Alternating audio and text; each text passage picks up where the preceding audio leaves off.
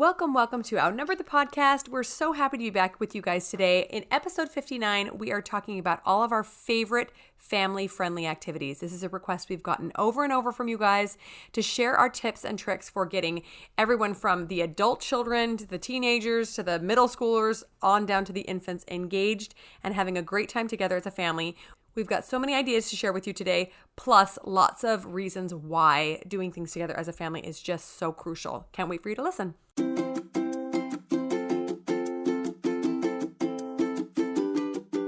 Hello, and welcome to Outnumbered the Podcast. I'm Bonnie. And I'm Audrey. We're experienced moms to a combined total of 18 children. Our mission is to help overwhelmed parents find peace in parenting and humor in the chaos. Come join us as we attempt uninterrupted conversation about parenting with joy and intention.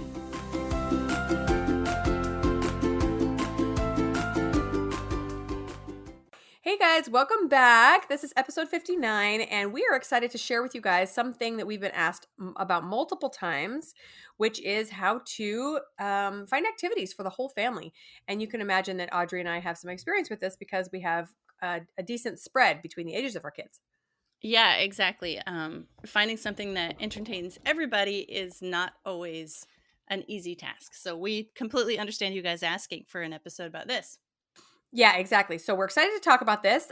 First, we're going to let Audrey give us a funny mom moment she wants to share. Okay, well, it's a meme that I saw somebody else repost on Instagram.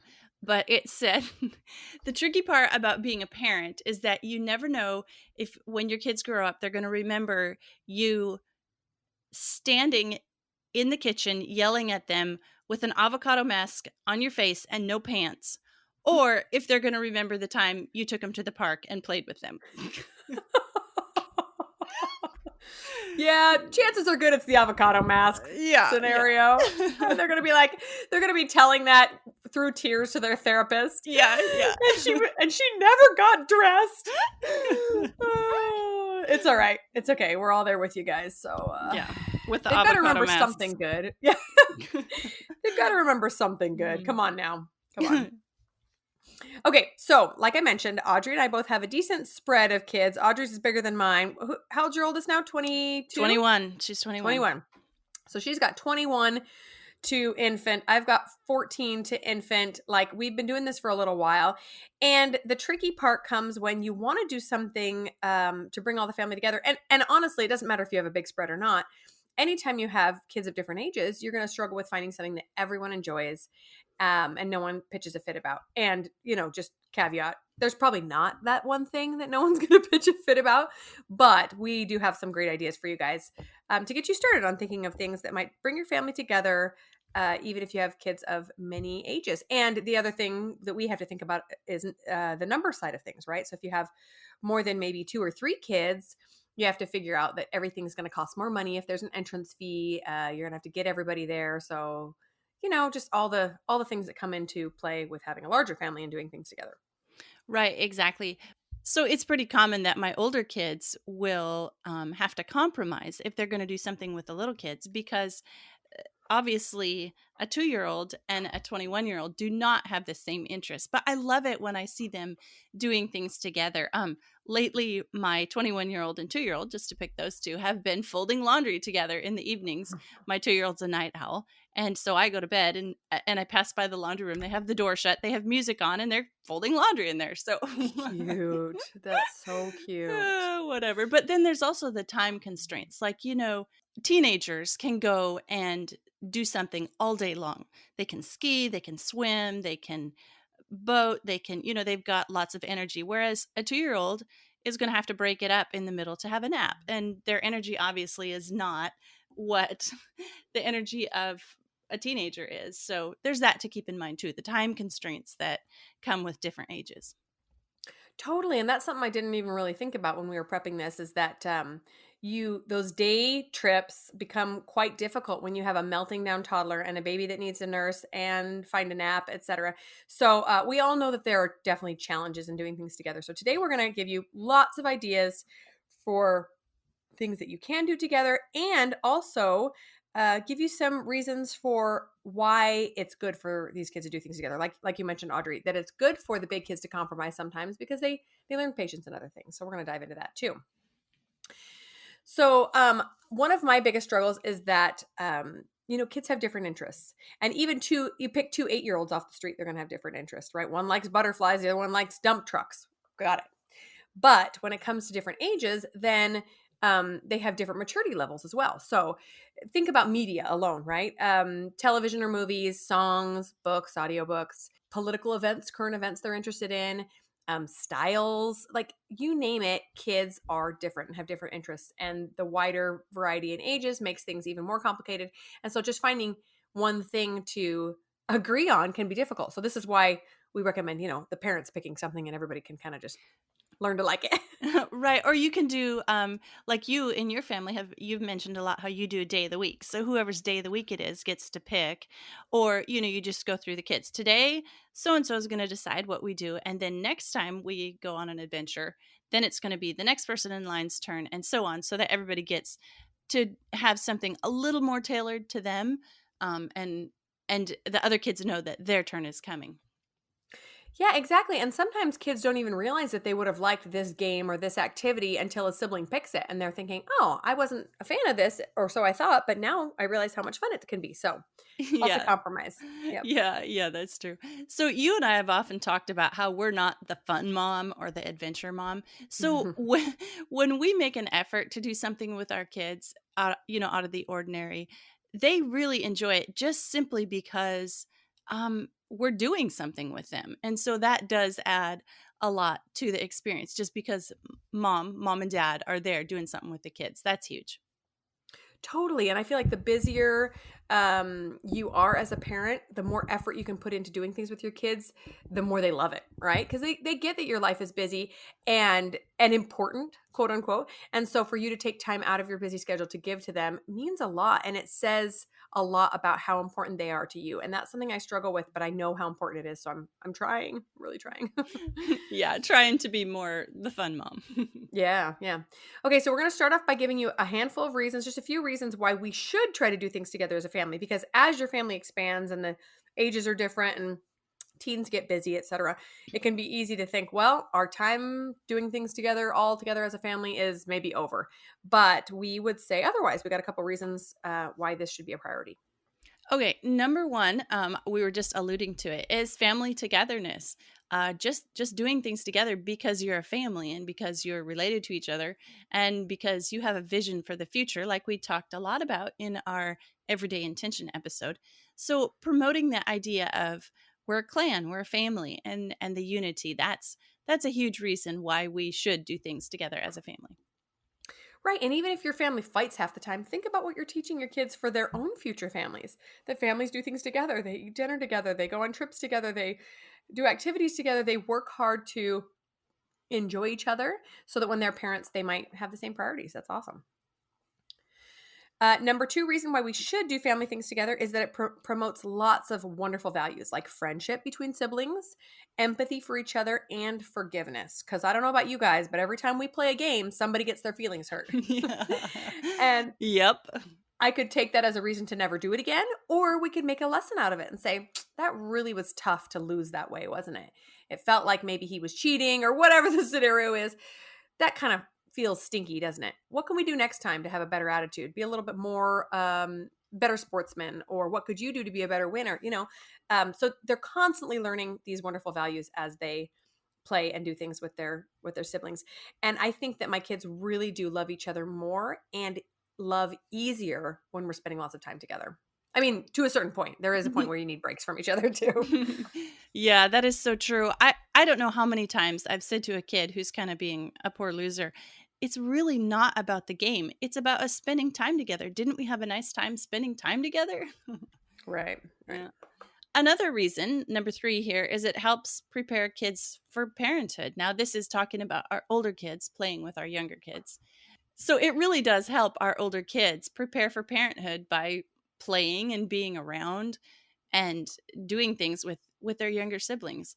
Um, so that's an advantage of big families for sure. I know we've talked about that before, but that is a reason to do things together because It's just awesome. I know that we've talked about this so many times, but to see my boys, especially, changing a baby's diaper or, giving their little sister an airplane ride or, walking around with a baby on their hip. It's just so cool because it's like a little glimpse into what this child is going to be as in the future as a parent.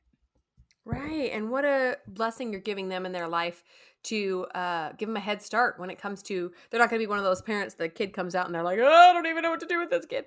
Where there's so much we have to get used to as new parents anyway, but to have that little head start of having already interacted with kids is awesome. I mean, our younger kids obviously won't have that quite as much, but hopefully they'll have nieces and nephews to do that with by the time they're old enough for that, you know? Oh yeah, exactly. The offset in the ages, they will definitely have nieces and nephews to play with. Yep. Right, right. Okay, so I also wanted to mention that one of those other values that being together teaches is selflessness. So every time my teenager or my older kids sit down to play Barbies with a kid or with a little sister or, play trucks with his little brother, he's learning to put others' needs and desires ahead of his own. And that is not something that every kid does regularly, and sometimes I have to incentivize him. It's not like he walks around going, who wants to play Barbies with me? That's not normal usually. Some Yeah. teens are amazing like that, but so sometimes I'll have to say, you know what, it's your turn to watch the little kids. I've got to do this with somebody else. Take a half an hour, sit down and play what they want to play, jump on the trampoline with them, do arts and crafts with them, whatever. And he's learning how important it is to put aside his own selfish desires for the greater good of helping out with the family. And I love seeing that. I love it.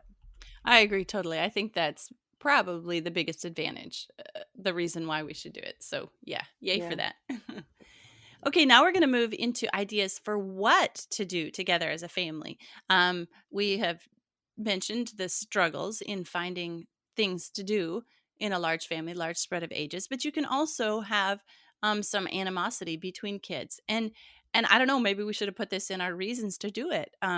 Sibling rivalry is one of our most popular episodes, and so go back and listen to our ideas in that. But having fun together as siblings, it does really help siblings overcome those feelings of negative that they have toward each other. Yeah, I've seen that a lot. I think we all have a few kids that tend to take their anger out on each other more than others, where they just kind of personalities clash. And when we make time for fun time, um, oftentimes they're a lot more civil to each other for a long time. They've just learned to play together, and it makes things better.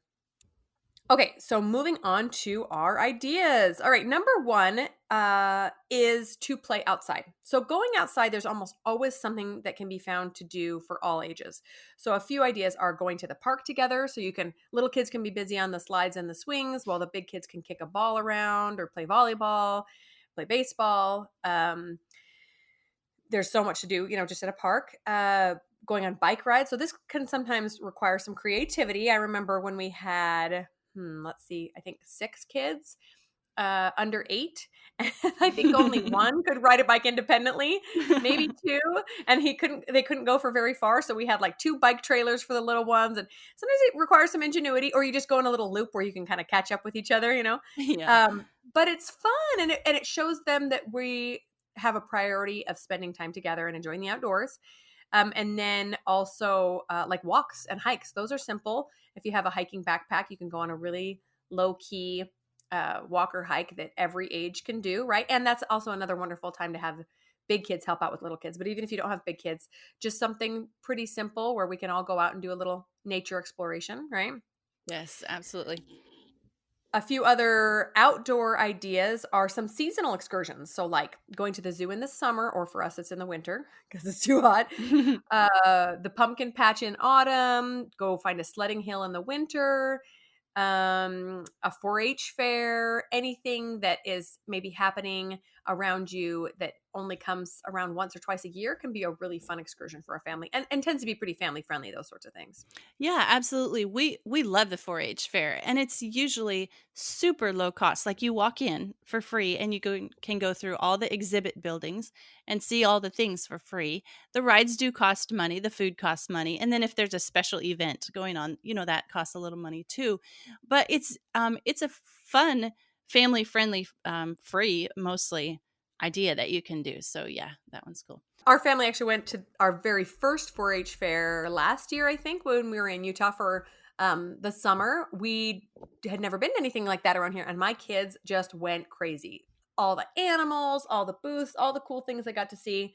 So we got to do more of that. They had a great time. Yeah, my kids were in 4-H for several years, and why it's family friendly for a bunch of different ages is like in the exhibit halls. There's things made by little kids, and there's Hmm. things made by big kids, and so that's how come lots of different ages enjoy it. And then the animal shows are usually free, where the kids are exhibiting their own animals. Those are usually free too. So Yeah, so fun. yeah. Okay, another option is to have a game night. And not everybody has to be playing the same game. You can set up several games in the living room. You can rotate around the games. You can have a big kid take a turn with Candyland, and then they get to, play one of the bigger games. That's more fun for them. Oftentimes we have a couple games going on at once where the big kids are playing their choice of a game, and the little kids are just happy to be in the same room, and they play their own game or have a deck of cards they're strewing everywhere. uh, so we thought it'd be fun to list some of our favorite family games, each of us. So we currently have a Clue rivalry going on at our house where everybody is trying to beat, or at least not let win, um our 19-year-old son, because he wins every single time. So they'll come to me on, usually Sunday night is our game night. They'll come to me, Mom, you've got to play. You're the only one that can beat him at Clue. Come on, you got to win. Bring him down. And he just grins and wins. Uh, okay, other games we like are Settlers of Catan and all the offshoots of that, Knights and Cities? I can't remember. We're going to link some of these in the show notes. Monopoly. Incredibly, some of my kids love Monopoly, and I can't play it. It just goes on too long for me. But even some of my little kids love Monopoly. I think they love the play money is the thing. um, Chess. In fact, my two of my kids, my 14-year-old and my 8-year-old sons, are doing a chess curriculum this year where it's part of their math, and they have this Oh. side chess curriculum thing they do, and they love it, and so they get everybody roped in, seeing who they can beat at chess because they're the only ones who can are any good at it. We love Blockus. Do you guys have Blockus? Yes, I love that. Well, I'm a Tetris fan. Like, I grew Okay. up on, Yes. Nintendo's Tetris. So, yeah, Yeah. Blockus is like the board game version. Yeah, and even the littlest kids can play that because if they don't put their Yeah. piece down right, you can still play around them. So that one's a good one Mhm. for all ages. Um, okay, Ticket to Ride. Sorry, Quiddler. Do you guys play Quiddler? No, I never heard of that one. Okay, it's a card game. It's really fun. And I like it because I feel like my kids are getting spelling help. But it's a deck of cards, and each card has a letter on it. And then there are some, what's it called, diphthongs, letter pairs like th or ing or some letter pairs. So then they get dealt cards, and they have to try to make a word. And yeah, that one is fun. And then because it's the Midwest, I don't know, maybe they play Rook everywhere, but we play Rook a lot. It's a card game. And then an offset where you're teaching kids to play Rook is called Up the River, Down the River. And you start with one card the first round, and then you do two cards the second round. And it's a way of teaching little kids Rook that doesn't use all the cards and all the strategy at once. So, do you play Rook, Bonnie? You were in Michigan. Yeah, I remember it really sounds familiar, but I can't remember the rules. So I'm sure I played it as a kid, but I haven't played it in years. So I'll have to pick that one up again. Okay. So yeah, some of our favorites are similar to your or the same ones as yours. We love Sorry as well, Ticket to Ride, chess. We also love checkers, and that's a pretty simple one for little kids. They can get that pretty easily. Candyland is a little kid fan, and I've been playing it for like 30 years. So Oh, no end in sight. Shoots and Ladders also a little kid fan favorite, and yes. sometimes the big kids like it too. So that don't count those one out. We really like the game of life. I played that as a kid a lot too, and my kids love it. And then lots and lots of card games. So Uno, War, Set is a really fun matching game.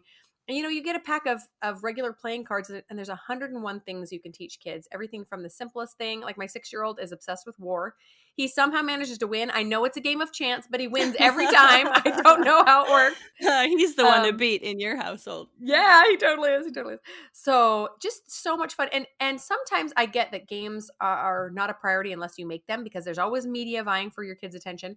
But if you create a weekly game night, I guarantee your kids will go bonkers for it. They will be so excited to have mom and dad's unlimited attention sitting right there playing some game. They will love to beat you, and if you're competitive like me, I know it's going to be hard, but you got to just let your kids win. It's still hard Hmm. for me sometimes, especially when they're 14 and being rude about it. But Yeah. it's Plus, just really, really fun.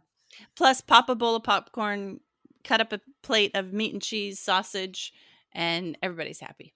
Right, right. Have some yummy snacks, and it's a great time. In fact, that's one of the reasons I love the holidays, is because my husband has time off, and we always play lots of games. We tend to get games for Christmas, and we will just sit around and play for days at a time, and I love it. So I'm determined to do more of that throughout the year. Okay, so we're going to move on to our number 3 set of ideas, and that is to allow teens or older kids, even just a few years older than the other ones, to create a fun night for the little kids. So this is a great way of getting all ages to work together, because sometimes we tend to just take over as like entertainment coordinator, as a parent, like, oh, let's find something fun. The kids are bored. But really that takes away from them their creativity and imagination, and the ability to come up with ideas. So instead I'll tell my 8 and 10-year-olds, hey, the little kids really need something to do. What can you come up with for them? And my 10-year-old is a fun lover. She will come up with, like, they'll make a little pretend store. That's their favorite thing to do, is a pretend store. They sell their stuffed animals to each other, and they teach them how to make cookies, or they teach them how to do some art, or they make up an obstacle course outside, or a scavenger hunt, put on a play. And again, this takes some time and some ingenuity, but if electronics are not an option, your kids will do it. And then the little kids just go crazy because they get to play with the big kids and do this really fun activity they've come up with. It's just so rewarding to watch. I love it. My kids are totally into obstacle courses right now. They set them all up and try to make them as hard and fun as possible. And yeah, my kids are totally into obstacle courses right now. Yeah, bonus, it's good exercise too. Yeah.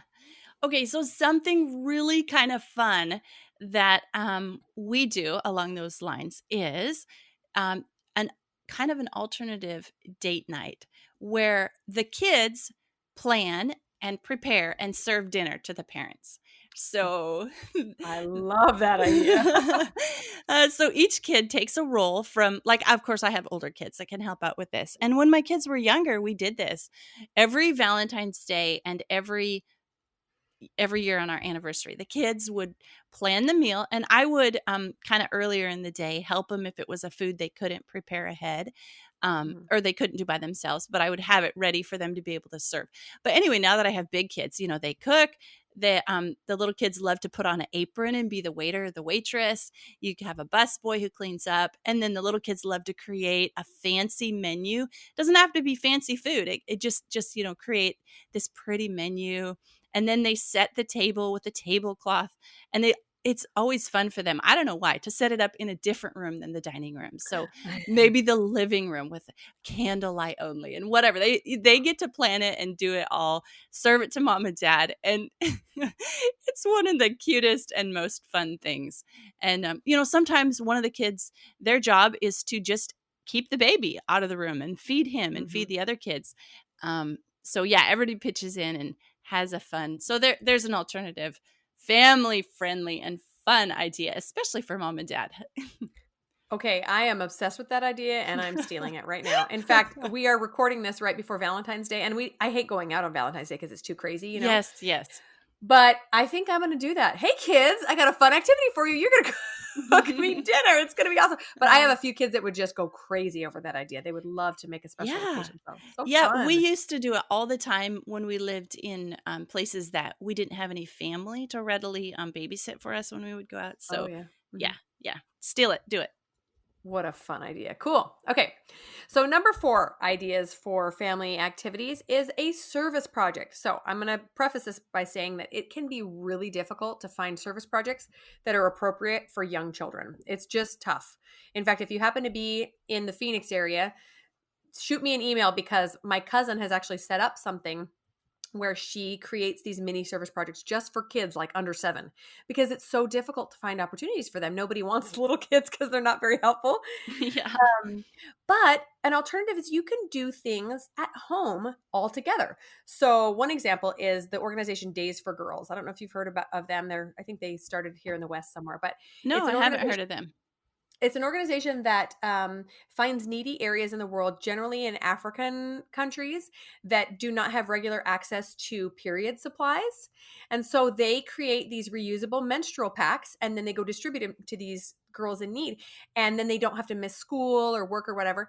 And the wonderful thing is there's so many projects you can do at home for this. So you can, sew up these drawstring bags, you can sew up these liners, you can raise money and go buy packs of underwear that go in the pack. So just things like that that you can do at home under your supervision, and if your little kids make a mess, you can, clean it up instead of trying to take them somewhere. That's really, really rewarding. And then creating meals for the homeless or something else like that, where you're allowed to do it in your home and then go distribute it. And the big kids can actually participate in person somewhere else, but you can still allow the younger kids an opportunity to serve under your supervision. Those are some really cool ideas. And I've noticed that when we do a service project, the kids all feel so fulfilled. And afterwards, they're like so content and satisfied. So, yeah, definitely recommend Exactly. that one too. Yep. Okay, number 5 is productive projects, and this is like what our family's all about. But not all family time has to be pure entertainment. There's lots of house projects you can work on together. Yard work, the big kids can rake while the littles play in the leaves, or water the garden. Having a garden is a family friendly project. Everything from planning it to the planting to the weeding, everybody gets involved. Around at our house, we do a lot of big food preservation projects. And this is related to having a garden. We make sauerkraut, but then, like in the winter, um, we make fruitcake. Uh, we do sausage making. We do lots of projects that food preservation projects that require a lot of hands on, a lot of hands helping with the prep. And then on our farm, we have a lot of cleaning animal pens, building animal pens, working on fencing, that kind of thing together. So lots of productive projects together that build camaraderie because you've been working hard and sweating together. Or you can do earning money together projects. Little kids love to put together a lemonade stand or a garage sale. We have done farmers market in the past, and everybody gets in cooperating on that. But anyway, the little kids can learn so much from the big kids who offer perspective and wisdom and have the mature ability and are patient enough to slow down a little bit and let the little ones in and play too. So that's another idea, productive projects. Right. And I fully understand that many of you probably don't have any big kids to rely on. And I get that that's a really frustrating phase of life that you feel kind of stuck in for, 5 or 6 years where there's nobody big enough to help out. But I promise that if you create like this culture of helping out together, even if the kids are just making messes, even if it's just an hour, like say you and your husband are raking leaves, you let them come out and make a mess for a little while, and then you go put them down for naps and you go finish the job the right way. That will create this atmosphere of we all pitch in and help together. And then as they get older, they'll be more helpful, and you won't have to pull them away from their big kid activities because they already know we do these things together, right? It's just a little bit of a waiting game when they're real little, but I promise they'll help eventually and it'll be really fun to do it together. Yeah, yeah. When I was a kid, we cut all our own firewood, and everybody helped. Like my dad ran the chainsaw, and the older kids could do the bigger stumps, and the little kids could just pick up sticks and move them out of the way. So, kind of a good analogy there, cutting down a tree, and everybody can handle some part of the tree. Right. When it comes to kids helping, I feel like I always want to share this with younger moms that when they're toddlers and early elementary age, they always really want to help, but they're super not helpful, right? They're just making messes, or like, their ability to learn is, it's just messy. And then they go through this like late elementary phase where they might not be as helpful, but they're starting to develop skills so that they can be more helpful. And then they become, middle schoolers and teenagers that are really helpful. The trick is to keep them helping during those late elementary years, so 7, 8, 9, 10, so that when they get the ability and the maturity to really be helpful, they still want to help. I think a lot of people keep putting off kids when they're not helpful. Oh, don't do that. Don't do that. Don't do that. That eventually when they're 12 and really helpful, they don't want to help anymore because they've been told to scram so often and they have their own things they want to do. So that's really tricky for me, but has been really beneficial to say, nope, we're all going to work together. Yes, they make a mess. Yes, I get it, but we're all going to work together and then they will learn the skills they need to. That is an awesome tip because it's those in between years when you lose them that's the really important time. Yeah, exactly. Okay, so idea number 6 is art projects. Okay, so this can kind of fall under that umbrella of having the big kids put something on for the little kids because they're really good at this, like teaching their skills. My oldest is an artist. He's very, very good at sketching, and he loves sharing his skills with his younger brothers and sisters. And my 6-year-old wants to be an artist, so he'll sit there and watch what he's doing and try to mimic it. It's the cutest thing ever. But even if you're in charge, these art projects can really be customized to any skill level and you can all do the same thing. So for example, say you get out your acrylic craft paints and you can teach maybe a more advanced technique to the older kids. Hey, we're going to learn how to blend and make this cool landscape. And the younger kids are just painting rocks or writing their name on a big poster board. That's fine. But they're all working together, all doing something fun together. Some other ideas are some sort of sculpture. You can get some cheap clay or even just Play-Doh, and the big kids can have a competition to see who can do the best face that looks like dad's face or something. And then the younger kids are just, cutting it with a knife. Sewing, we're sewing bloggers. We love talking about sewing and teaching sewing. Little kids can practice some simple hand stitching while older kids can actually sew a garment on a machine. Cooking, baking, writing and binding books, making cards. Like the list is endless. Any craft you could possibly think of really can be tailored so that multiple ages can do it if everyone's willing to be a little patient and work together. Yeah, if it involves glitter, my girls are there. Oh, I gotta leave if there's glitter. Too much stress. Me too. But anyway, yes, little kids love art projects and crafts. They just get all excited about it. Cool. Okay, idea number 7 is national parks. Usually you pay by the vehicle to get into a park, so they are definitely losing money when a 15-passenger van comes through. Exactly. We take advantage of that, don't we? Yeah.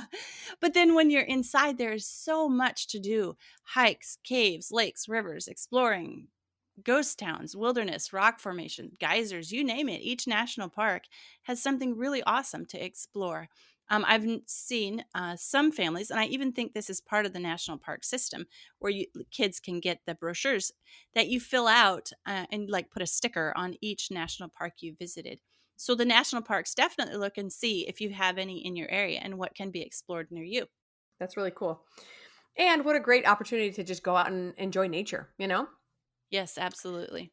We need to do better at that because we don't have a ton of them close to us, but we do have the Grand Canyon. I just get nervous about little kids around the Grand Canyon. There's littler canyons though, right? That's true. Yes, that's true. Okay, so and then one of our last ideas is when you finally just need some binging time, because admittedly, a lot of these activities do require some energy. And sometimes you just want to be with your family without expending any energy. So we're going to share a couple of more relaxing family experiences. And mine is just going to be some family friendly movies. So sometimes you just need something that you can all sit around and watch and eat popcorn together. And you know that everyone's going to enjoy, and you know you're not going to be surprised by any scene that you don't want the 4-year-old seeing. So I'm sure many of you guys have some great movies that you default to for the whole family, but if you need some ideas, we often opt for the old classics. So we love Chitty Chitty Bang Bang, Bed Knobs and Broomsticks, Seven Brides for Seven Brothers. That one's hilarious. There's so much non-politically correct talk and singing in that one. It makes me laugh every time. Love it. All the original Disney movies are fun. I will share one modernish TV show that everyone in my family enjoys. Seriously, the 2-year-old to the 14-year-old, and even my husband, I'll catch my husband binging it, is called Avatar: The Last Airbender. And it is a cartoon series that was put out by Nickelodeon years ago, and we bought the series like at Target or something on DVD. And my kids, the only time we really watch it is when we go on road trips, but they will watch it for like, we drove to Utah, it was like 12 hours. Like if I let them, they would watch it the whole time. I'm like, all right, break. But that's a really fun one if you're looking for something that everyone would enjoy. I recommend that one. Those all sound really fun. Another low energy activity that we love to do is listening to audiobooks together. And it is possible to find some audiobooks that are family friendly options, keep all ages engaged. So sometimes you do have to pause it and explain to the little ones what's going on, but they love to be involved in it too. Some that we've listened to are Harry Potter, all of the Harry Potters. Mm-hmm. Anything by Charles Dickens. Oliver Twist is a great place to start. My kids happen to love Western dramatization, so a Louis L'Amour with all the different sounds in the background. Five Children in It, or anything by Edith Nisbet. A lot of Mark Twain's works. Tom Sawyer is a good place to start. The Moffats, or anything by Eleanor Estes. John le Carré has some really good books. Robinson Crusoe, The Lion, the Witch, and the Wardrobe. There's a lot of ones that you can listen to when you start thinking about options for your whole family. And then in my family, everybody likes to do different things while they're listening. Color, embroider, draw, whittle. Everybody's got a little something going on while we're listening to audiobooks together. Oh, that's so fun. We have recently really discovered audiobooks too. It was tricky for me for a long time to figure out when we'd listen to them and how and what my kids like the best, but we've loved it. In fact, I would just wanted to share that for Christmas time, our kids got the latest Kindle that you can listen to audiobooks on, and my kids are listening to something nonstop. And that's more, an individual activity that they like to do. But when they listen to the same ones at the same time, then they have things to talk about, and we can listen more in the car or whatever else. So really, really fun. I love them. Yeah, we listen oftentimes in the car to an audiobook on a long trip. Yeah, yeah. Okay, so just a few final thoughts. Really, I don't want anyone to feel like they have to overcomplicate the family activity thing. Sometimes, especially when you got a lot of little kids, it's exhausting to think of bringing everyone together and doing something together. But every time we do, I know that it will strengthen our family bonds. It will help everyone to get along better, even if it seems like just a giant fight, because they're spending time together and they're putting aside their own wants for the benefit of the family, right? And anything we can do together will help strengthen that unity and teach our kids valuable skills. Right. My final thoughts are quite similar, that being together strengthens our family unit. But it also makes the everyday easier because the kids are getting along better and they've had common experiences together that just cause them to sort of be settled and get along with each other during the day. And then future friendships are created in these fun activities that we do together as a family. So definitely some good reasons to do stuff together with your whole family. Yeah, totally. So we will include our recommendations on the show notes, all the games that we listed, some of the service organizations, art supplies, etc. So if you're interested in any of that, check out our show notes. And best of luck to you doing those family activities. Thanks so much for tuning in. Did you know you can help the podcast in several ways? First up, we're on Patreon, and there are 3 different levels to support us there. Just head over to patreon.com/outnumbered. Next up, if you enjoyed this episode, please leave us a written review on iTunes. It helps other moms find the podcast and receive the help that you're enjoying. And finally, you can follow us on Instagram at Outnumbered the Podcast. We're always having fun over there, too. As usual, if you have any questions or ideas for future episodes, you can always reach us at outnumberthepodcast@gmail.com. Thanks for all your support. We'll talk to you next week.